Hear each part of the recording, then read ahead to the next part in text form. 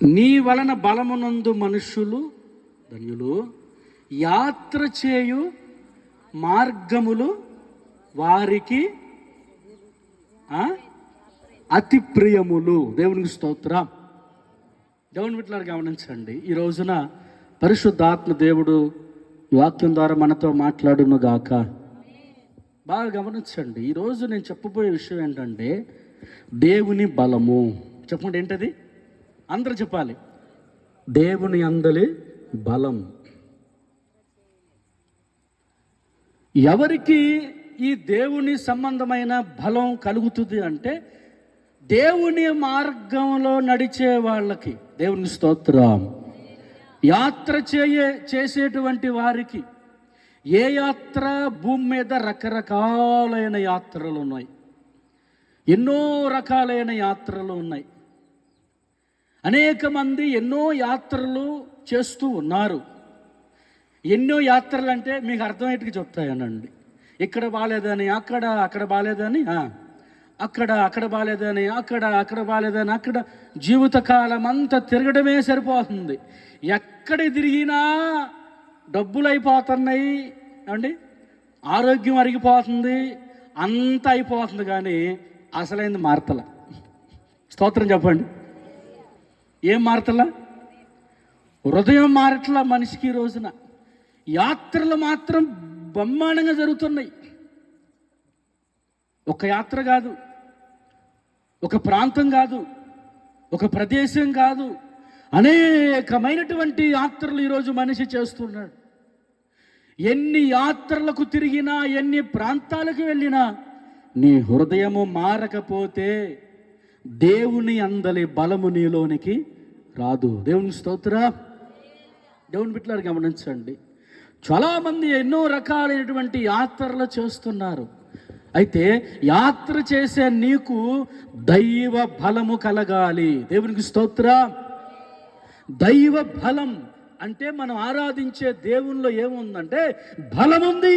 మన దేవుడు ఎవరంటే బలవంతుడైన దేవుడు. బలవంతుడైన దేవుడు, భూమిని ఆకాశమును కలిగించిన దేవుడు, శూన్యములో సృష్టిని చేసిన వాడు, నీటిని మూట కట్టగలిగిన వాడు, గాలిని గద్దించగలిగిన వాడు. దేవునికి స్తోత్రం.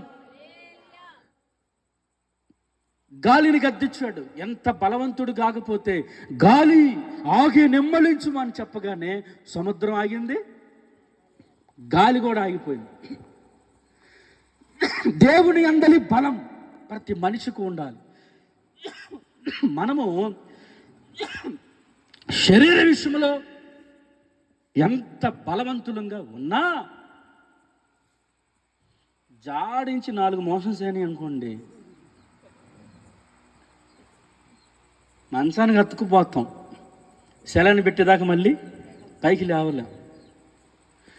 శరీర సంబంధమైనటువంటి బలం అది అశాశ్వతమైంది. చాలామంది తనకున్న బలాన్ని బట్టి అతిశయిస్తూ ఉంటారు.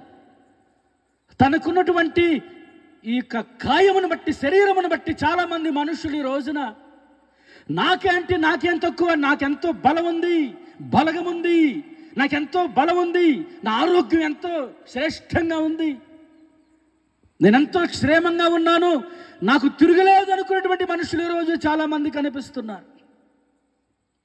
నీ బలము ఏ పాటిది? మన ఆవిరి ఏ పాటిది? మన ఊపిరి ఏ పాటిది? మనం పీల్చే గాలి ఏ పాటిది?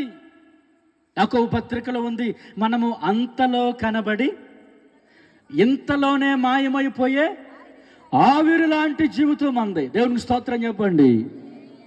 హల్లెలూయా. ఆవిరి లాంటి బ్రతుకు మనది. మన బలం ఎంత? ఈరోజు సావుకుడిగా నేను చెప్తున్నాను, నీకు దేవుని బలము కావాలి. హల్లెలూయా అండి. దేవుళ్ళో వీళ్ళు ఎంతో బలవంతులండి అనే పేరు మనకు కావాలి. ఇది ఈరోజు దేవుడు కోరుకునేది. దేవుళ్ళో వీళ్ళు ఎంతో బలవంతులండి, దేవుని బలాన్ని వీళ్ళు రుచి చూచిన వాళ్ళండి, దేవుని బలము వీరికి కలదండి, దైవ బలము వీరిలో పనిచేస్తుందండి. దైవ బలము లేని మనుష్యుడు, దేవుని బిడ్డలారా, లోకమును జయించలేరు, సాతానును జయించలేరు, శ్రమను జయించలేరు, శోధనను జయించలేరు, ఆకలిని జయించలేరు. చూడండి, దేవుని బలము ఎవరిలో అయితే ఉంటుందో వారు సాతాన్ని జయిస్తారు, లోకాన్ని జయిస్తారు, సమస్యలను జయిస్తారు, ఇబ్బందులను జయిస్తారు, ఆకలిని జయిస్తారు. దేవుని బలమే వారికి రక్ష. దేవునికి స్తోత్రం చెప్పండి. దేవుని బలమే వారికి ఆరోగ్యం. దైవ బలం పొందుకున్నటువంటి మనిషి ఎదురుగా వస్తున్నటువంటి సింహం, కొదమ సింహం దేవుని బలం పొందుకుంటే గొర్రె పిల్లలాగా, మేక పిల్లలా కనపడింది. దాన్ని పై దవడ కింద దవడ పట్టుకొని రెండుగా చీల్చవతలు పడేశాడు. మానవ శరీర బలం అది కాదు. ఎవరి బలం చెప్పండి? అది దేవుని బలం. దేవునికి స్తోత్రం. దేవుని బలం ఉంటేనే దేనినైనా మనము జయించగలుగుతాం. దైవ బలం మనలో ఉంటే అపవాదిని మనం జయించగలుగుతాం, శత్రువును మనము జయించగలుగుతాం. శరీర బలముతో జయించలేం. అయితే ఎవరి బలం కావాలి ఇప్పుడు మనకంటే? దేవుని బలము. చేతులది హల్లే చూదా. హల్లెలూయా. దేవుని అందలి బలం మనకు కావాలండి. దేవుని అందలి బలం మనకు కావాలంటే ఆయన మార్గాల్లో మనము నడుచుకోవాలి, ఆయన త్రోవలలో మనము నడవాలి, ఆయన మార్గంలో మనం ఉండాలి. ఓ గుడ్డి భిక్షకుడు అండి, యేసు ప్రభు ఈ మార్గంలో వస్తున్నాడని ఆ మార్గంలోనే కూర్చొని ఉన్నాడండి. ఎవరొచ్చి లేపినా కానీ అక్కడి నుంచి లేగొట్ల ఈ మనిషి. ఎవరొచ్చి పట్టుకొని చేతులు పట్టుకొని ఎదిలించినా కానీ లేవట్లేదు, అక్కడే కూర్చొని ఉంటున్నాడు. కారణం ఏంటంటే యేసు ప్రభు ఆ త్రోవన ఆయన మార్గంలో కూర్చున్నాడు కాబట్టి ఆయన మూయబడిన కళ్ళు తెరవబడినాయి. దేవునికి స్తోత్రం. హల్లెలూయా. ఆయన మార్గాల్లో నడిచే వాళ్ళకి స్వస్థత, ఆయన మార్గములో ఉన్నటువంటి వారికి మేలుంది, ఆయన మార్గంలో ఉన్న వాళ్ళకి బలం కలిగిద్ది. దేవునికి స్తోత్రం చెప్పండి. మరొక వాక్య భాగాన్ని చదువుకుందాం దేవుని బిడ్డలారా. పరిశుద్ధ గ్రంథములో నుండి పిల్లరా చూడండి, యాకోబు పత్రిక 5వ అధ్యాయము 16వ వచనాన్ని ఒకసారి చదువుదాం దేవుని బిడ్డలారా. యాకోబు పత్రిక ఒకసారి నీతిమంతుని అని కడని చదవండి. నీతిమంతుని కడని చదవండి అమ్మా. నీతిమంతుని విజ్ఞాపన మనపూర్వకమైనదై బహు బలము గలదై ఉండును. చాలు. దేవునికి స్తోత్రం చెప్పండి. ఇక్కడ అంటున్నాడు, యాకోబు అంటున్నాడు, నీతిమంతుని విజ్ఞాపన అంటే ప్రార్థన. స్తోత్రం చెప్పండి. అందరు చెప్పండి ఈ మాట. నాకు ఏ మాట అది? నీతిమంతుని ప్రార్థన అనండి. ఎంతమంది ఉన్నారు? శబ్దం తక్కువ వస్తుంది. ఇంకోసారి చెప్పండి. 1 2 3. ముచ్చటగా మూడోసారి 1 2 3. దేవునికి స్తోత్రం చెప్పండి. బహుబలము కలిగినది. ఈ మాట కూడా చెప్పండి. 1 2 3. ఇంకోసారి. ఇప్పుడు మొత్తం కలిపి చెబుతాం. నీతిమంతుని ప్రార్థన బహుబలము కలిగినది. దేవునికి స్తోత్రం చెప్పండి. బహుబలం ఎందులో ఉంది? ఇప్పుడు నీతిమంతుడు చేసే ప్రార్థన. అంటే ప్రార్థనలో ఏముంది? ఇప్పుడు బలం ఉంది. దేవుని స్తోత్రం. ప్రార్థనలో ఏముంది? బలం ఉంది.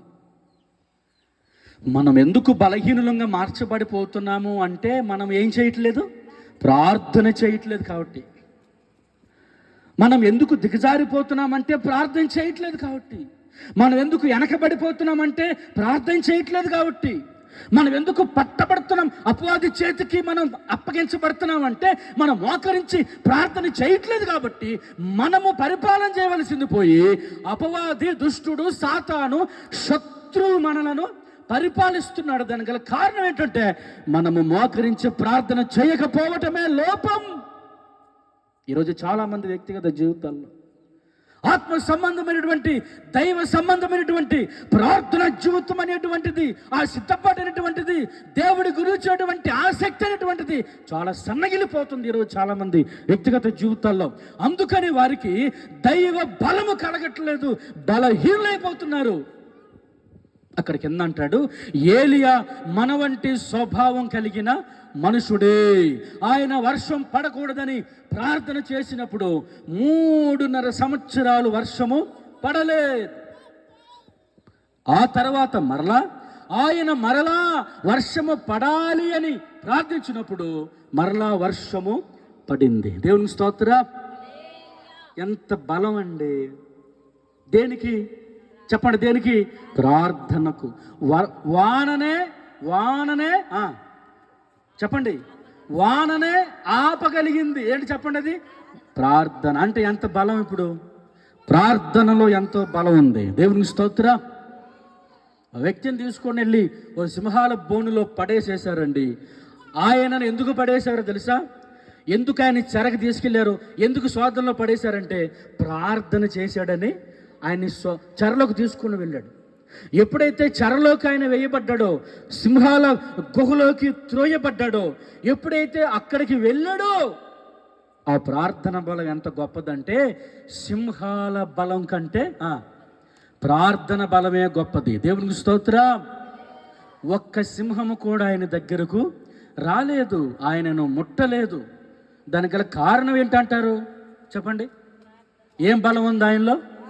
ప్రార్థనా బలం ఉంది. దేవునికి స్తోత్రం, స్తోత్రం, హల్లెలూయా. అయ్యా పొద్దున తింటాడయ్యా, మధ్యాహ్నం తింటాడయ్యా, సాయంత్రం తింటాడయ్యా, మధ్యలో తింటాడయ్యా, అప్పుడు ఎన్నిసార్లు తిన్నా కానీ యెహోవా నా కాపరి, నాకు ఊపిరి లేదన్నట్టుగా చాలామంది బలహీనులుగా ఉంటున్నారు ఈ రోజున. ఎన్నిసార్లు తిన్నా కానీ, మంచి విటమిన్స్ ఉండే ఆహార పదార్థాలు తిన్నా కానీ నీరు గారిపోతున్నారు ఈరోజు మనుషులు. బలహీనైపోతున్నారు ఈరోజు మనుషులు. గంట మోకరించి ఆసక్తిగా ప్రార్థన చేయి, ఆ రోజంతా నీకు బలమే. దేవునికి స్తోత్రం చెప్పండి. హల్లెలూయా. నువ్వు దేవుని సన్నిధిలో గడుపు, దేవునితో గడుపు, దేవునితో మాట్లాడు. మోకరించలేవా? మోకాళ్ళు అంగట్లేదా? కూర్చోలేవా? నిలబడలేవా? పరిగెత్తు. దేవునికి స్తోత్రం చెప్పండి. హల్లెలూయా. అంతే. దేవుని బిడ్డలారు గమనించండి, ఏదో ఒకటి చెయ్యి, దైవ ధ్యానంలో ఉండు. దేవునికి స్తోత్రం. హల్లెలూయా. ఒక చోటకి వెళ్ళి ఒక దురాత్మను, ఒక దెయ్యాన్ని, ఒక వ్యక్తిలో దెయ్యం బయటకు వస్తే మేము ఇక్కడ కూర్చొని ప్రార్థన చేసుకుంటున్నాం. ఆ దెయ్యం అంటది, నీ నోట్లో ఏదో గునుగుతున్నావు ఏంది అంటుంది. నేను ఏం గునుగుతున్నాను అంటే, మనం ఏం గునుగుతున్నాం దానికి తెలుసు. సరే, నేను నోట్లో గునుగుతున్నాను అంటున్నావు కదా దెయ్యమా, ఏం గునుగుతున్నానో చెప్పు. అది నేను చెప్పను అంటే దెయ్యం ఎందుకు చెప్పదు? యేసు రక్తమే జయమన్నది చెప్పదు. యేసు రక్తమే జయమని దెయ్యం చెప్పదు. ఎందుకు? పిల్లలు గమనించండి. అంటే ఇప్పుడు అది చెప్పదు కాబట్టి ఎవరు చెప్పాలి? మనం చెప్పాలి. దేవునికి స్తోత్రం. ప్రార్థన నీలో ఉంటే దురాత్మలు నిన్ను చూసి గజగజ వణుకుతాయి. ప్రార్థన నీలో ఉంటే నిన్ను చూసి అపవాది సాతాను పారిపోతాడు. ప్రార్థన నీ లోపల ఉంటే, దైవ సంబంధమైన ప్రార్థన బలం నీలో ఉంటే, ఎన్ని శోధనలు వచ్చినా నిన్ను ఏమీ చేయలేవు. దేవునికి స్తోత్రం. ఆకాశమే మొక్క చెక్కల ఇరిగి మీద పడినా నీకు హాని కలుగదు. ఎవరు నిన్ను దగ్గరికి రాలేరు, ఎవరు నిన్ను ఏమీ చేయలేరు. నీలో దైవ బలము, దైవ ప్రార్థన ఉంది కనుక, నువ్వు ప్రార్థనా పరుడు కనుక, నువ్వు ప్రార్థనా పరులను కనుక ఏ శత్రువు నిన్ను హాని చేయలేడు, తాకలేడు. దేవునికి స్తోత్రం. హల్లెలూయా. దేవుని బిడ్డలు గమనించండి, అపవాది దగ్గరికి రాలేరు. ఎందుకంటే నీలో ఏం బలం అని చెప్పండి? ప్రార్థన బలం. ఇప్పుడు చెప్పండి, నీతి మంతుని ప్రార్థన చాలా బలము కలిగినది. అంటే ఇప్పుడు ప్రార్థనలో ఏముంది చెప్పండి? బలం ఉంది. అంటే మనలో ఏముండాలి ఇప్పుడు చెప్పండి? ప్రార్థన బలం. ఇంకో మాట చెప్తాను చూడండి దేవుని బిడ్డలారా. ఆది కాండము 26వ అధ్యాయం 16వ వచనం నేను ముగిస్తున్నాను, చివరికి వచ్చాం. దేవుని బిడ్డలారా గమనించండి. ఆది కాండం 26వ అధ్యాయము 16వ వచనం. అబీమెలెకు అంటున్నాడు, అబీమెలెకు ఇస్సాకుతో అంటున్నాడు, నీవు మాకంటే బహుబలము గలవాడవు కనుక మా ఇద్దరి నుండి ఆ, ఉమ్, ఉమ్, ఆ, ఉమ్. చాలు, స్తోత్రం చెప్పండి. గట్టిగా చదువుతాం, ముగిస్తున్నాను నేను.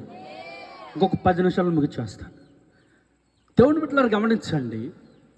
అబీమెలెకు అనబడే ఒక గొప్ప వ్యక్తి ఉన్నాడు, ఒక రాజు అనుకోండి. ఆయన ఇస్సాకు దగ్గరికి వచ్చి చెప్తున్నాడు. ఏమని చెబుతున్నాడంటే, నీవు బహు బలము కలిగిన వాడివి. దేవుని స్తోత్రం. ఏమన్నాడు చెప్పండి? నీవు బహు బలము కలిగిన వాడివి. ఎవరు బలం కలిగిన వాడు ఇప్పుడు ఇక్కడ? ఇస్సాకు అనండి. చెప్పండి, ఎవరు? ఇస్సాకు. ఏం కలిగినోడు? బహుబలము కలిగిన. ఎవరు చెప్తున్నారు ఈ మాట? ఒక అన్యుడు. చెప్పండి, ఎవరు? ఒక అన్యుడు దేవుడి బిడ్డ గురించి ఇస్తున్న సాక్ష్యం ఏంటంటే, నువ్వు ఎంతో బలవంతుడివి. దేవునికి స్తోత్రం. నువ్వు బలవంతుడివి అంటున్నాడు. ఇస్సాకుకి అంత బలం ఎలా వచ్చింది? ఎక్కడి నుండి వచ్చింది? ఇస్సాకులో ఏముంది అంటే, ఇస్సాకులో ఏముందంటే విధేయత ఉంది. స్తోత్ర. దేన మనస్సు ఉంది. చెప్పండి, ఏముంది ఇస్సాకులో? విధేయత ఉంది. ఇస్సాకులో లోబడే మనస్సు ఉంది. ఇస్సాకుకి చెప్తానండి, ధ్యానించే అంటే వాక్యాన్ని ధ్యానించే అలవాటు ఉంది. ఇస్సాకుకి దేవుని బిడ్డలారా గమనించండి, ప్రార్థన చేసి బలిపీఠం కట్టే అలవాటు ఉంది. ఇస్సాకుకి తండ్రి మాటకు లోబడే మనసు ఉంది. దేవుని స్తోత్రం. పిలిచి, నాన్న గొర్రె పిల్ల లేదు, ఏమీ లేదయ్యా, నువ్వే బలి పశువు అన్నప్పుడు ఏమన్నాడు చెప్పండి? ఇస్సాకు ఏమన్నాడు? నానా కానివ్వండి, దేవుడే చూసుకుంటాడు అని తన తల తీసుకొని వెళ్ళి బలిపీఠం మీద దేవుడి కోసం ప్రాణమైనా సరే ఇవ్వడానికి ఇస్సాకు ముందుకి. అప్పుడు చిన్న పిల్లోడు కాదు ఆయన, పెద్దోడే. దేవుని స్తోత్రం. హల్లెలూయా. తండ్రి అంటున్నాడు, అయ్యా మనం మోరియా పర్వతానికి వెళ్తున్నాం, బలి అర్పించాలి అక్కడ దేవుడికి అని చెబుతుంటే పిల్లాడు అంటాడు, నానా నిప్పు ఉంది, కట్లు ఉన్నాయి, మరి కత్తి కూడా ఉంది, మరి బలి పీఠం దగ్గరికి వెళ్ళి బలి ఇవ్వడానికి గొర్రె పిల్లేది అని అడుగుతున్నాడు. ఎవరిని అడుగుతున్నాడు? వాళ్ళ నాన్న అడుగుతున్నాడు. అప్పుడు అబ్రహాం ఏం చెప్పాడు సమాధానం? అయ్యా దేవుడే చూసుకుంటాడు. దేవుని స్తోత్రం. దేవుడే చూసుకుంటాడని కొండ దగ్గరికి వెళ్ళిపోయారు. కట్లు పేర్చారు, బలిపీఠం తయారు చేశారు, అన్నీ సిద్ధపరిచి అక్కడ పెట్టిన తర్వాత ఇక బలి జరగాలి. బలి జరిగేటప్పుడు మళ్ళీ కొడుకు అడుగుతున్నాడు, నానా గొర్రె పిల్ల ఏది? చెప్పండి, ఏంటది? దేవుని స్తోత్రం. గొర్రె పిల్ల ఏది? బలి ఇవ్వడానికి ఏం కావాలి? గొర్రె పిల్ల ఏది అడుగుతుంటే అప్పుడు చెప్తున్నాడు మనసులోని మర్మం. తన భార్య కూడా చెప్పలేదు. స్తోత్రం చెప్పండి. హల్లెలూయా. నేను ఒకటి అడుగుతాను, వాళ్ళ ఆవిడకి ఎందుకు చెప్పలేదు? భార్యకి ఎందుకు చెప్పలేదు అబ్రహాము? మీరు చెప్పట్లేదు, నేను పెంచుతా కాసేపు వాక్యం. ఇక మరి చెప్పండి, తన భార్యకి చెప్పలేదు, సారమ్మకి ఆ సంగతి చెప్పలా. ఎందుకు చెప్పలేదు అంటారు మీరు? చెప్పండి. పంపించిద్దా? పంపిద్దాన్ని. దేవుని స్తోత్రం. దేవుని ప్రణాళిక కంగారైపోద్ది, తారుమారైపోద్ది. పంపదు. ఏమంటది తెలుసా? నన్ను చంపు, తర్వాత నా బిడ్డను తీసుకుని వెళ్ళి అంటది. ముందు నన్ను చంపు, తర్వాత నా బిడ్డను తీసుకుని వెళ్ళి అంటది. అందుకనే దైవ సంబంధమైన దైవ కార్యము, విశ్వాస సంబంధమైన దేవుని పనిని గుండెల్లోనే పెట్టుకొని కుమిలిపోయాడు, కానీ ఇద్దరికి ఎవరికి కూడా దాన్ని చెప్పలేదు. దేవుని స్తోత్రం. హల్లెలూయా. బాగా గమనించండి, భార్య కూడా చెప్పలేదు. ఎందుకంటే ఆయనకి దేవుని పని ముఖ్యం, దేవుడి మాట అంటే భయం. ఆ సందర్భంలో ఇస్సాకు ఏమంటున్నాడు చెప్పండి? నానా దేవుడు కోరుకున్న గొర్రె పిల్లని నేనేనా? నన్నే కోరుకున్నాడా దేవుడు? ఓకే, నేను ఇష్టపడుతున్నాను, మనస్ఫూర్తిగా ఇష్టపడుతున్నాను. నా దేవుడు నిజంగా నన్నే కోరుకుంటే నేనే బలిగా అయిపోతానని ఎగిరి బలిపీఠం మీద పడ్డాడండి. స్తోత్రం చెప్పండి. హల్లెలూయా. తనకు తానుగా దూకాడు బలిపీఠం మీదకి. దేనికి దూకాడు? దేవుడి కోసం ప్రాణ త్యాగమైన చేయడానికి తనకు తాను బలిపీఠం మీద దూకి తల పెట్టేశాడు అక్కడ బలిపీఠం మీద. డాడీ తీసేసుకోండి, తండ్రి తీసేసుకోండి, నీ కోసం నేను సిద్ధం. ఎప్పుడైతే ఎగిరి బలిపీఠం మీద పడ్డాడో ఇస్సాకు, దేవునికి స్తోత్రం చెప్పండి. ఈ రోజున బలిపీఠం దాకా వస్తున్నారు చాలామంది, బలిపీఠం దాకా వస్తున్నారు. వచ్చి ఏం జరుగుతుందో అక్కడి నుంచి మళ్ళీ తిరిగి వెళ్ళిపోతున్నారు. దేవుడి కోసము కాలిపోయే మనసు రావట్లేదు, దేవుడి కోసం కరిగిపోయే మనసు రావట్లేదు, దేవుడి కోసం నడుంగట్టుకునే మనసు రావట్లేదు, దేవుడి కోసం ప్రత్యేకించబడే మనసు రావట్లేదు, దేవుని కోసం దేనినైనా ఎదురించి నిలబడే సామర్థ్యం మనుషులకు రావట్లేదు, దేవుడి కోసం దేనినైనా చున్న ప్రాణంగా పక్కన పెట్టి నాకు ప్రభువు కావాలని దేవుడి కోసం నిలబడే వాళ్ళు ఈరోజు కావాలి. దేవుడికి స్తోత్రం చెప్పండి. ప్రభు కోసం పనిచేసే వాళ్ళు కావాలి, ప్రభు కోసం ఖర్చు పెట్టే వాళ్ళు కావాలి, ప్రభు కోసం పరిగెత్తే వాళ్ళు కావాలి, దేవుని పనికి ప్రోత్సాహపరిచే వాళ్ళు కావాలి, బలిపీఠం మీద ప్రాణాలు సహితము దేవుడికి అర్పించగలిగిన దేవుడి కొరకు తీర్మానం కలిగిన వాళ్ళు కావాలి. హల్లెలూయా. సచ్చుబచ్చు చావలేని ఇదిగో ఈ భక్తిని ఎన్నాళ్ళు చేస్తావు? ఇంకా దేవుడికి ఎన్నాళ్ళు దూరంగా ఉంటావు? రా బలిపీఠం దగ్గరికి. దేవునికి స్తోత్రం చెప్పండి. దేవుని సన్నిధిలో నువ్వు బలిపీఠం దగ్గరికి వస్తే, బలిపీఠం మీద నీ ప్రాణం పెడితే, బలిపీఠం మీద నీ శరీరం పెడితే, బలిపీఠం మీద నీ జీవితం పెడితే ఆయన దానిని ఆశీర్వాదకరంగా మారుస్తాడు. హల్లెలూయా. ఇస్సాకు ఎగిరి బలిపీఠం మీద దూకాడు, ఎగిరి బలిపీఠం మీద పడ్డాడు. వెళ్ళి నేను దేవుని కోసం అర్పించబడ్డానికి సిద్ధంగా ఉన్నాను. అబ్రహాము కత్తిని పైకెత్తి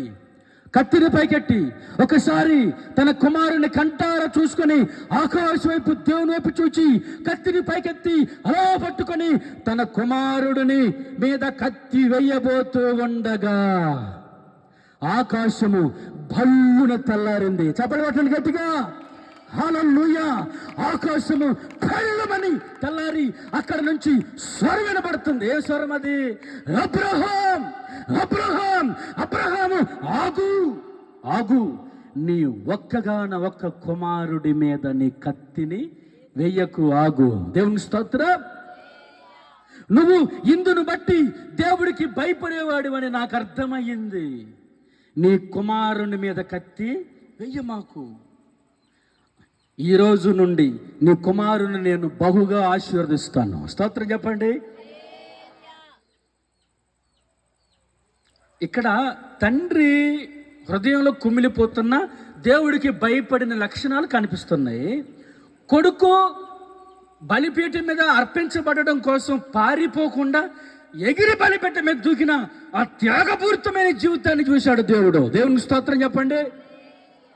దేవుని కోసం తపన అన్నమాట అది, దేవుని కోసం ఆరాటం అన్నమాట అది, దేవుని కోసం ప్రయాస అన్నమాట. ఎవరిలైతే తపన ఉంటుందో, ఎవరిలైతే ఆరాటం ఉంటుందో, ఎవరిలైతే ఆసక్తికరమైన జీవితం ఉంటుందో వారు బలవంతులు. దేవునికి స్తోత్రం చెప్పండి. ఇప్పుడు ఇస్సాకుకి ఒక పేరు పెడుతున్నాడు అబీమెలెకు. ఏం పేరు చెప్పండి? అది నీవు బలవంతుడివి. స్తోత్రం. ఎవరంటే ఇస్సాకు చెప్పండి. అయిపోయింది, మీ బ్యాటరీలు దిగిపోయింది. ఏందో మీ బ్యాటరీలు దిగుతుంటే నాకు ఇంకా చెప్పాలనిపిస్తుంది. దేవునికి స్తోత్రం. హల్లెలూయా. అంటే ఇప్పుడు మొబైల్ ఛార్జింగ్ అయిపోగానే చివరికి వచ్చినప్పుడు ఇప్పుడు ఇవి కాదు, చిన్న ఫోన్లు ఉండే కదా, ఇంత ఫోన్లు ఉండే కదా, అవి సిగ్నల్స్ ఇస్తుండే. అది ఏమంటాయి అంటే ఛార్జింగ్ చివరికి వచ్చేసరికి కే కే కే అంటుంటాయి. అవి ఈ మోగం, ఈ పెద్ద మోగట్లా చిన్న ఫోన్ అట్లాగా వచ్చేస్తుంది. దేవునికి స్తోత్రం చెప్పండి. మీ ఛార్జింగ్ దిగిపోతుంది, ఆసక్తి తగ్గింది. ఏం చెప్తున్నాను చెప్పండి ఈరోజు మీకు నేను? ఇస్సాకు ఎవరు చెప్పండి? బలవంతుడు. ఎందుకు ఆయనకు అంత బలం వచ్చింది? దేవుడి కోసం తన సమర్పించబడి బలిపీఠం మీద దూకాడు. నా జీవితం దేవుడికే అని, అందుకు ఆయన బలవంతుడు. స్తోత్రం చెప్పండి. రెండవది, ఇస్సాకు దేవుని కోసం ఇదిగో పొలములో ధ్యానించే అలవాటు కలిగిన వ్యక్తి. పొలంలో ఏం చేశాడు? అలవాటు. ఏం అలవాటు అది? దేవుడికి సన్నిధిని, వాక్యాన్ని, ప్రార్థన జీవితాన్ని, ఆత్మ సంబంధమైన క్రియను ధ్యానించే మనసు అంటే నెవరవేసుకునే మనసు ఎవరిలో ఉంది? ఇస్సాకులో ఉంది. ఇస్సాకులో ఉంది. తర్వాత బలిపీఠం కట్టి దేవుణ్ణి ఆరాధించాడు. ఆయనలో లక్షణాలు పిల్లలు గమనించండి. అందుకనే ఇస్సాకు బలవంతుడు. దేవుని స్తోత్రం, హల్లెలూయా. ఒకసారి అందరూ లేచి నిలబడదాం ఇంకా.